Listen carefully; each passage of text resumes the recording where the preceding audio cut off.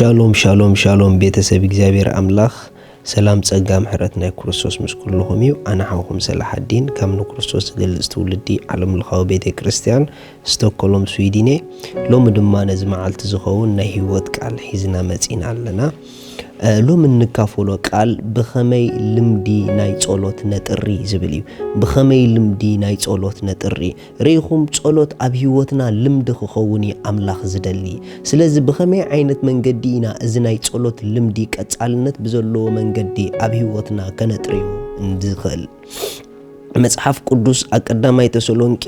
ክዛረብ ከሎ ጥቕሲ ምዕራፍ 5 ቀዳማይ ተሰሎንቄ ምዕራፍ 5 ጥቕሲ 17 ከምዚ ትብል ቃል ኣቐሚጡሎ በኣ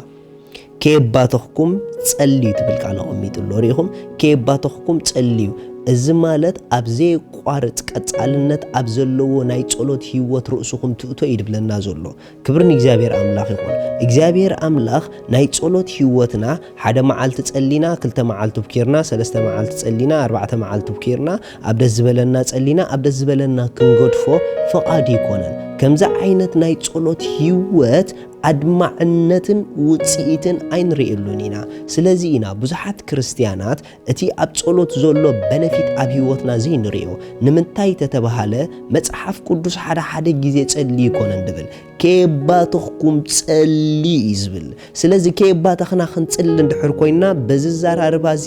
ጸሎት ልምዲ ክኸውናሉ ኣብ ህይወትና ማለት እዩ ኣብ ህይወትካ ከየባተኽካ ትገብሮ ነገር ልምዲ እንድሕር ኮይኑካ ጥራሕ እዩ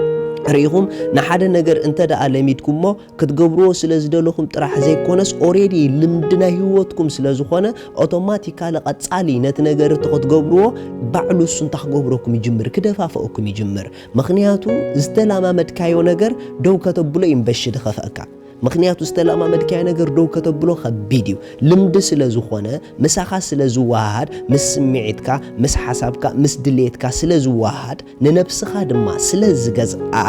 ኣብቲ ልምድቲ ንህይወትካ ብዘይ ሓሰብካ ኩሉ ግዜ ግን ርእስኻ ትረኽባ ናይ ጸሎት ህይወትና ድማ ልክዕ ከምኡ ክኸውን ኣምላኽ ዝደሊ ስለ ኢየሱስ ክርስቶስ ክዛረብ ከሎ መጽሐፍ ቅዱስ ኣብ ብዙሕ ስፍራ ናይ ጸሎት ልምዲ ከም ዝነበሮ እዩ ዘርኤና ብፍላይ ኣብ መጨረሻ እንድሕር ርኢኹሞ ከም ልማዱ ናብ ጌተ ሰማን خدي يبل نبجيت سمان انت هجبر كم لمادو خيدو مخنياتو عبد سفرة ناي مملاس لمدنيرو انتي نخجبر نختصلي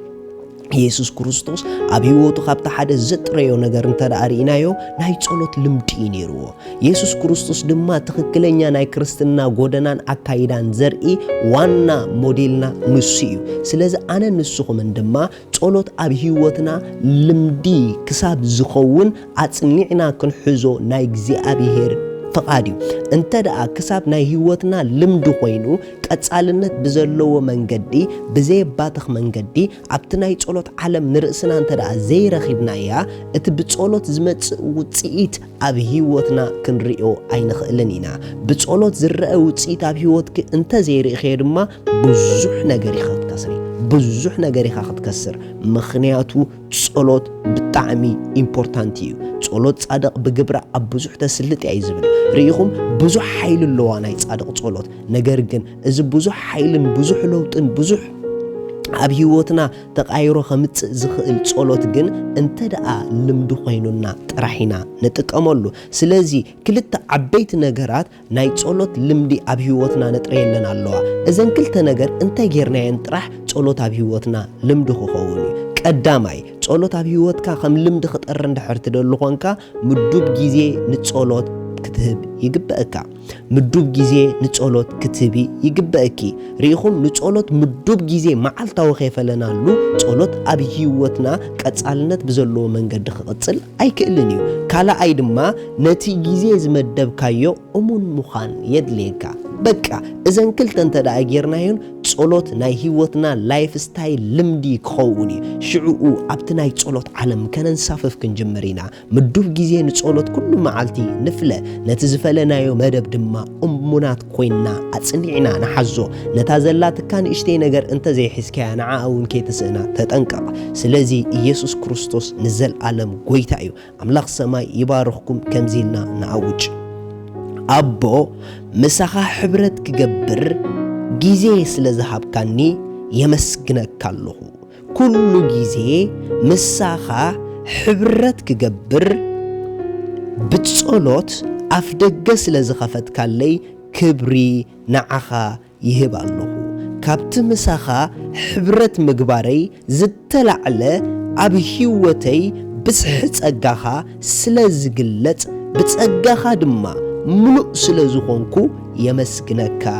ኣለኹ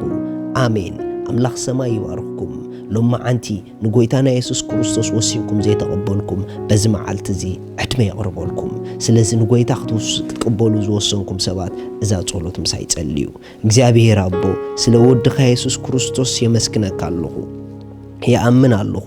ኢየሱስ ክርስቶስ ስለ ኃጢአተይ ከም ዝሞተ ዕዳይ ኩሉ ከም ዝኸፈሎ ከም ዝሞተን ብሳልሰይቲ መዓልቲ ንጽድቀይ ኣምላኽ ከም ዘተስኦን ይኣምን ኣለኹ ካብዛ ሰዓት በኢየሱስ ክርስቶስ ብምእማነይ ውሉድ ኣምላኽ ኮይነለኹ ኣሜን እዚኣ ዝወሰንኩም ኣምላኽ ይባርኽኩም በዚ ታሕቲ ዘሎ ጌርኩም ክትረኽቡና ትኽእሉ ኢኹም ሻሎም